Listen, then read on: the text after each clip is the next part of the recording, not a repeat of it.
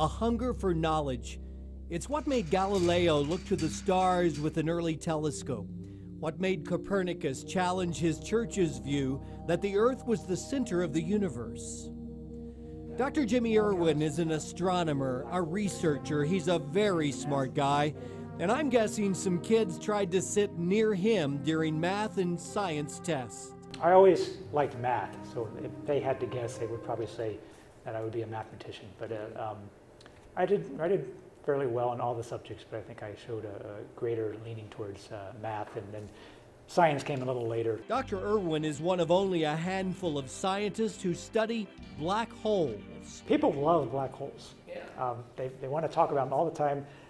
They have almost a natural fear of black holes. They have this, the assumption that a black hole is going to suck them in. Dr. Irwin assured me that won't happen, but black holes are massive in size and create massive gravitational forces. This animation shows what Dr. Irwin discovered. Using observations from NASA's Chandra X-ray Observatory in California and the Magellan telescopes in Chile, Dr. Irwin discovered a dense stellar remnant being ripped apart by a black hole. The light that is of importance is some 65 million light years from Earth. That means the light you see left its source some 65 million years ago. This all begins, whether it's wanting to know how to create a more efficient supercomputer or wanting to understand the universe around us, it all stems from wanting to have knowledge. And hopefully these types of results that astronomy gives to the public will stimulate interest in the younger generation to go on and accomplish the types of advancements that we want in our society in future generations.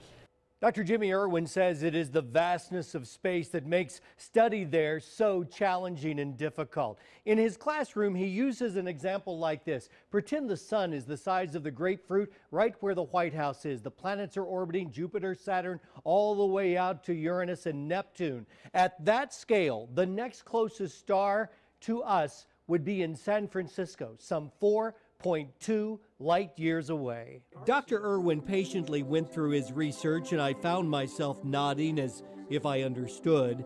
I understood some, not all of what he was saying. I do understand that what he studies is very important. There's 100 billion stars in our galaxy, and there's at least 100 billion galaxies in our universe. And if each of those stars has a handful of planets, I find it inconceivable that this is the only star that has a planet with life on it. Dr. Irwin believes we Earthlings tend to think we're more special than we might be. I look at us as a very insignificant species living on an insignificant planet, going around an average star in an average galaxy in an average part of the universe. I see us as nothing more than a speck of dust in cosmological terms. Dr. Jimmy Irwin will continue his studies. New discoveries, new theories will come. The assignment must at times seem overwhelming, but he does his part and knows others are doing theirs. There's plenty of room for everyone who looks up and wonders what all is out there. Knowledge for the sake of knowledge, I think, is important. People love hearing about astronomy. They want to hear about what Hubble's looking at. If this inspires children to have an interest in astronomy or any other science, we're talking about future generations down the line of having a love of science and a quest for understanding the universe around us.